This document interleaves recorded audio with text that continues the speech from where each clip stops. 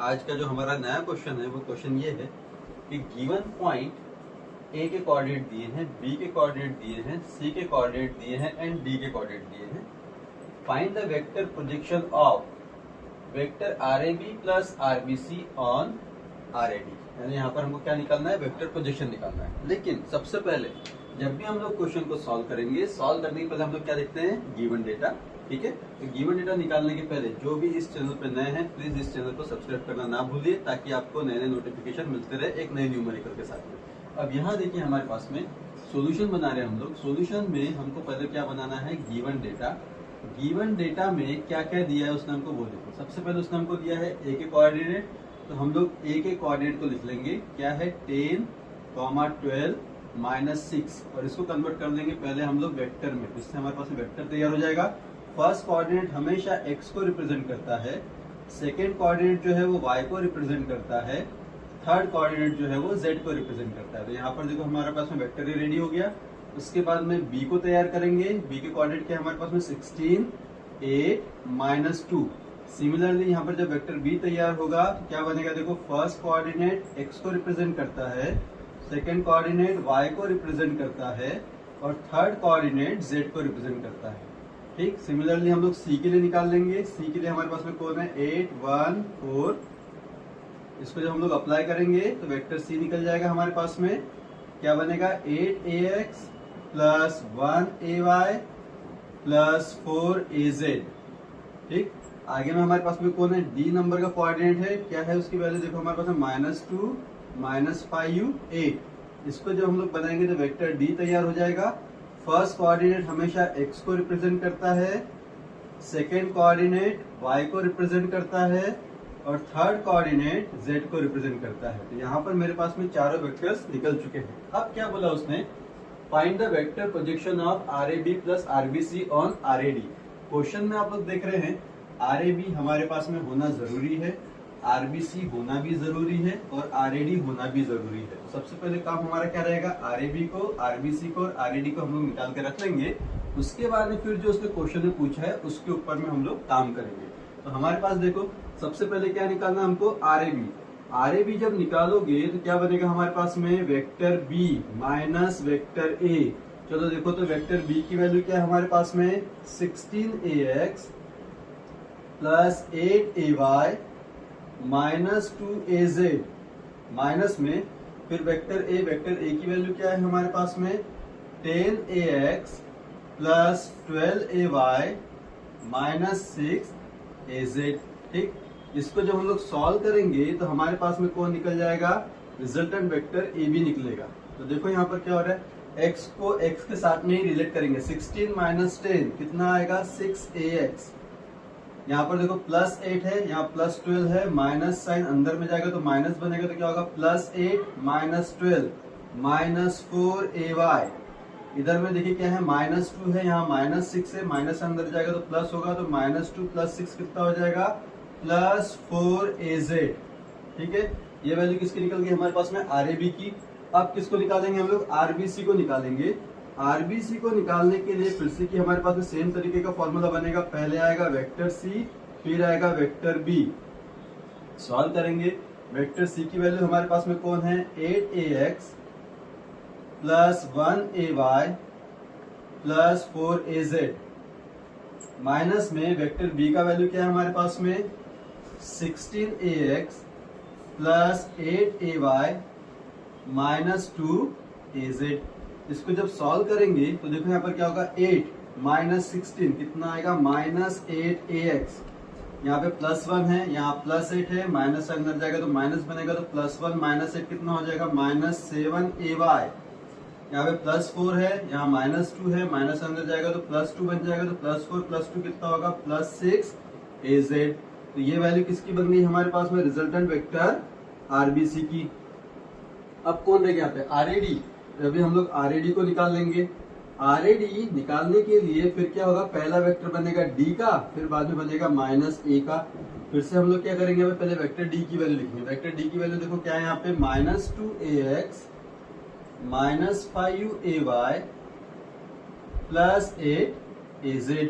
Minus में vector A का value क्या है हमारे पास में यहाँ पे 10ax plus 12ay minus 6az। ठीक, अब इसको मुझे सॉल्व करना है। यहाँ पर देखो x का कोएफिशिएंट कौन है, -2 है, -2 और ये हो जाएगा -10। कितना बनेगा हमारे पास में, -12ax। उसके बाद में यहाँ पर -5 है, यहाँ +12 है, ब्रैकेट के अंदर में माइनस साइन जाएगा तो माइनस प्लस माइनस होएगा, ये हो जाएगा -12 और ये -5 कितना आएगा, -17ay। यहाँ पर 8 है पॉजिटिव में, यहाँ पर -6 है, माइनस साइन अंदर जाएगा तो +6 बनेगा, तो 8 + 6 कितना होगा, +14az। तो ये जो मेरे पास में वैल्यू निकली, ये वैल्यू किसकी निकली, रिजल्टेंट एडी की। ठीक है, अब मेरे पास में तीनों टर्म आ चुकी है, आरएबी भी आ चुका है, आरबीसी भी आ चुका है और आरएडी भी आ चुका है। अब हम लोग इस पे काम करेंगे। अब क्या बोला उसने, वेक्टर प्रोजेक्शन ऑफ, क्या बोला है उसने हमको, वेक्टर प्रोजेक्शन ऑफ किसका, आरएबी प्लस आरबीसी, किस पर, आरएडी पर। ठीक है, अब इसको किस तरीके से ध्यान में रखना है वो देखो। इसके पहले हमने इस टाइप के बहुत सारे न्यूमेरिकल बनाए हैं जिसमें हमने वेक्टर पोजीशन को निकालना सीखा है। अगर आपको उस टाइप के न्यूमेरिकल चाहिए तो आप प्लीज प्लेलिस्ट में जाइए, वहां पर आपको सारे क्वेश्चंस दिखाई देंगे। लेकिन जब भी आपको इस तरीके की टर्म आती है और यहाँ पर आपको दिखाई देता है, क्या दिखाई दे रहा है, वेक्टर प्रोजेक्शन, इसका मतलब जिस पर निकालने वाले हैं, किस पर निकालने वाले हैं, आरएडी पर। तो जिस पर निकालने वाले हैं हमेशा ध्यान में रखना उसका यूनिट वेक्टर तैयार होगा, और कितनी बार तैयार होगा, 2 बार। ये आपको ध्यान में रखना है। तो जिस पर भी आप वेक्टर पोजीशन निकालोगे, किस पर निकालोगे, जिस पर ऑन दिया रहेगा, जिस पर ऑन दिया रहेगा उसका यूनिट वेक्टर कितनी बार बनेगा, 2 टाइम्स बनेगा। किसके लिए बनेगा, जिसका निकालना है, किसका निकालना है, आरएबी प्लस आरबीसी का। ठीक, अब इसका मैं फॉर्मूला बना रहा हूं, तो देखो कैसा बनेगा हमारे पास में, जिसका निकालना है तो पहले हम लोग उसको लिखेंगे, क्या बनेगा, आरएबी प्लस आरबीसी बना, ये बन गया हमारे पास में फर्स्ट थिंग। अब उसके बाद में किस पर निकालना है, आरएडी पर। आरएडी का क्या हो रहा है, 2 बार यूनिट वेक्टर बन रहा है, तो पहली बार जब बनेगा तो क्या तैयार करेगा, डॉट तैयार करेगा, और यहाँ पर हमारे पास में यूनिट वेक्टर बन जाएगा। किसके लिए बनेगा, आरएडी के लिए, तो यहाँ पर आरएडी आ गया। ठीक है, अब वो आरएडी का यूनिट वेक्टर कितनी बार बन रहा है, 2 बार, इसलिए ये हो गया हमारे पास में पहला रिलेशन। ठीक, उसके बाद में फिर से डॉट तैयार होगा। अभी सेकेंड टाइम यहाँ पे देखो फिर से यूनिट वेक्टर बना, फिर यहाँ पर क्या बन गया, आरएडी। तो ये हो गया आपका फॉर्मूला, क्या बना, vector projection of RAB plus RBC on RAD. समझ में आया, 2 बार यूनिट वेक्टर किस तरीके से आया। तो इसको हम लोग दे देंगे इक्वेशन नंबर 1। क्यों, क्योंकि मेरे पास में इनके आंसर नहीं है तो वो मुझे कैलकुलेट करने पड़ेंगे। अब यहाँ पर अब आपको ध्यान में क्या रखना है, सबसे पहले किसको निकालेंगे हम लोग, आरएबी प्लस आरबीसी को निकालेंगे। तो यहाँ पर हमारे पास में देखो आ जाएगा आरएबी प्लस आरबीसी। तो क्या करोगे आप, पहले लिखोगे आरएबी की वैल्यू। आरएबी की वैल्यू देखो, ये देख रहे हो आप लोग, आरएबी की वैल्यू क्या है, 6ax minus 4ay plus 4az। ठीक, प्लस में आरबीसी की वैल्यू देखो हमारे पास में कौन है, आरबीसी की वैल्यू है -8ax, उसके बाद में कौन है, -7ay, एंड देन हमारे पास में कौन है, +6az। ठीक, अब क्या कर रहे हैं हम लोग, इसको सॉल्व करेंगे। यहाँ पर हम लोग क्या कर रहे हैं, प्लस कर रहे हैं, एडिशन कर रहे हैं, x को x के साथ में ऐड करेंगे, y को y के साथ में, z को z के साथ में। तो बताओ 6, यहाँ पर -8 है, तो क्या होगा, 6 - 8 कितना हो जाएगा, -2ax। ठीक है, -4 -7 -11ay +4 +6 कितना हो जाएगा, +10az। तो ये वैल्यू किसकी निकल गई हमारे पास में, आरएबी प्लस आरबीसी की। ये चीज समझ में आया कि आप लोग को। अब जैसे मेरे पास में वैल्यू निकल जाएगी, अब हम लोग जाएंगे यूनिट वेक्टर के पीछे में। अब यूनिट वेक्टर के पीछे में हम लोग जाएंगे तो कैसा होगा, देखो यूनिट वेक्टर किसका निकालना है, आरएडी का। तो यहाँ पर हम लोग निकालेंगे ऑल्सो यूनिट वेक्टर, किसका निकाल रहे हैं, आरएडी का। तो यूनिट वेक्टर निकालते समय ऊपर में लिखते हैं रिजल्टेंट, तो रिजल्टेंट किसका बनेगा, एडी का। तो यहाँ पर हमारे पास में आएगा वेक्टर आरएडी अपॉन में इसका बनेगा यहाँ पे मैग्नीट्यूड। ये बन गया हमारे पास में आरएडी का मैग्नीट्यूड। अब वेक्टर आरएडी हम लोगों ने निकाल के रखा हुआ है, कितना है, -12ax, उसके बाद में क्या है, -17ay देन हमारे पास में क्या है प्लस 14 AZ। ये कौन निकल गया हमारे पास में RAD का रिजल्टेंट। अब इसका क्या निकालेंगे हम लोग मैग्नीट्यूड। मैग्नीट्यूड निकालने के लिए हम लोग बनाते हैं अंडर रूट। मैग्नीट्यूड निकाल रहा हूं मैं, क्या करेंगे -12 का स्क्वायर बनाएंगे प्लस -17 का स्क्वायर बनाएंगे प्लस यहाँ पे 14 का स्क्वायर बनेगा। ठीक, इसको जब हम लोग सॉल्व करेंगे तो हमारे पास में देखो टर्म क्या आ रहा है, ऊपर में जैसा का वैसा रहेगा, -12AX -17AY plus 14AZ। Division में इसकी वैल्यू निकालेंगे हम लोग। तो हमने जब वैल्यू को पुट किया तो हमारे पास में यहाँ पर जो आंसर आया कैल्सी में वो आया √629।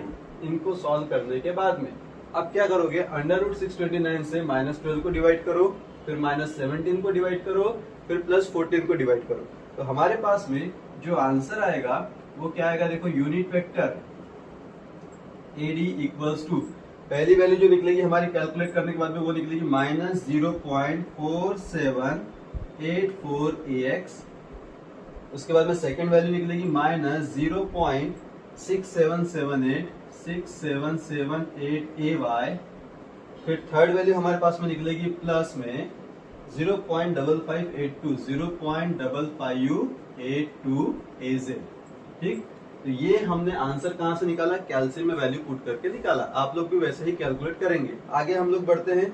आगे बढ़ने के बाद में अब जैसे हमारे पास में इक्वेशन नंबर 1 था, यहाँ पर आप लोग देख रहे हैं मेरे पास में ये टर्म निकल चुकी है, इसको भी मैंने निकाल लिया। अब इनके बीच में मैं क्या लगाने वाला हूँ, डॉट प्रोडक्ट। तो मेरे पास में इनका कैलकुलेशन निकल जाएगा। तो देखो हमारे पास में क्या बनेगा, therefore vector RAB plus vector RBC dot unit vector RAD। ठीक, अब वैल्यू लिखेंगे RAB प्लस RBC की वैल्यू मेरे पास में है, यहाँ पे क्या है देखो, -2AX -11AY प्लस 10AZ। ठीक है, डॉट बनाएंगे, यहाँ पर हम लोग वैल्यू लिखेंगे यूनिट वेक्टर की। तो वैल्यू क्या है हमारे पास में -0.4784AX। ठीक, थोड़ी जगह नहीं है तो मैं थोड़ा नीचे बनाते चलूंगा। फिर क्या है -0.6778AY, देन क्या है प्लस 0.5582 AZ। ठीक, ये हमारे पास में टर्म आ गई। अब इसके बाद में क्या करना है हमको, x को x के कोएफिशिएंट के साथ में मल्टीप्लाई करना है, y को y के कोएफिशिएंट के साथ में, z को z के कोएफिशिएंट के साथ में। तो हमारे पास में जो वैल्यू आएगी क्या आएगी, देखो -2 इंटू में क्या बनेगा -0.4784 प्लस का साइन बीच में, फिर कौन है यहाँ पे -11 y का कोएफिशिएंट, यहाँ y का कोएफिशिएंट क्या है, इंटू में -0.6778 फिर प्लस का साइन बनेगा, फिर यहाँ पर कौन है 10 है, इनटू में यहाँ पे z का कोएफिशिएंट क्या है 0.5582। ठीक है, इसको जब हम लोग सॉल्व करेंगे, कैल्शियम में हम लोग ये वैल्यू को पुट करेंगे तो हमारे पास में एक आंसर आएगा। जब ये पहली वैल्यू को सॉल्व करेंगे तो इसकी वैल्यू आएगी हमारे पास में 0.9568। सेकेंड वैल्यू को सॉल्व करेंगे तो हमारे पास में आएगा प्लस 7.4558। उसके बाद में थर्ड वैल्यू को हम लोग अप्लाई करेंगे तो हमारे पास में वैल्यू कितना आएगा इसका 5.582। तीनों का जब एडिशन करेंगे तो ये जो मैं डॉट प्रोडक्ट लगाया हूं यहाँ पे, इसका आंसर निकल जाएगा और वो आंसर रहेगा आपके पास में 13.9946। समझ में आया क्या? तो ये आंसर हमारा किसका निकला, डॉट प्रोडक्ट का निकला। अब क्या करेंगे, जैसे मेरे पास में फाइनल आंसर निकला, अब इसका डॉट वैल्यू प्रोडक्ट किसके साथ में तैयार होगा, यूनिट वेक्टर के साथ में। ठीक है, तो अभी हमारे पास में देखो रिजल्ट क्या बनेगा यहाँ पे, देयरफॉर फ्रॉम इक्वेशन 1 यहाँ पर हम लोग लिख रहे हैं vector RAB plus vector RBC dot यहाँ पे यूनिट वेक्टर AD। ठीक है, ये हो गया पहला टर्म। यहाँ पे इनटू में कौन आ रहा है हमारे पास में, again unit vector RAD equals to में हम लोग वैल्यू अप्लाई करने वाले। चलो, इसका आंसर ब्रैकेट का आंसर मेरे पास में निकला है, कितना निकला है 13.9946 निकला हुआ है। ठीक, और ये जो यूनिट वेक्टर एडी निकाला हुआ है हम लोगों ने, इसका आंसर यहाँ पर है हमारे पास में, उसकी वैल्यू हम लोग यहाँ पुट कर देंगे, क्या है -0.4784 AX -0.6778 AY, देन यहाँ पर क्या है हमारे पास में प्लस 0.5582 AZ। अब करना क्या है, बारी बारी से पहले आप ये जो वैल्यू दी हुई है इसको आप पहले इससे मल्टीप्लाई करो, फिर इसको मल्टीप्लाई करो, देन फिर इसको मल्टीप्लाई करो। तो हमारे पास में जो आंसर आएगा फाइनली, वो आंसर आएगा -6.6950 AX। ये पहला आंसर निकला इसको मल्टीप्लाई करने के बाद में। फिर सेकंड आंसर हमारे पास में आएगा -9.4855 AY, सेकेंड टर्म को मल्टीप्लाई करने के बाद में। तो थर्ड हमारे पास में आंसर आएगा प्लस 7.8117 AZ। ये निकल चुका हमारे पास में आंसर किसका, vector projection of RAB plus RBC on RAD का। देख रहे हैं आप लोग, तो इस तरीके से आपको कैलकुलेशन की प्रैक्टिस करना है और बार बार प्रैक्टिस करते रहना है, क्योंकि ये सारे question exam point of view से इंपॉर्टेंट है। तो हम लोग हमारे नेक्स्ट लेक्चर में मिलेंगे एक नए क्वेश्चन के साथ में, तब तक के लिए थैंक यू सो मच।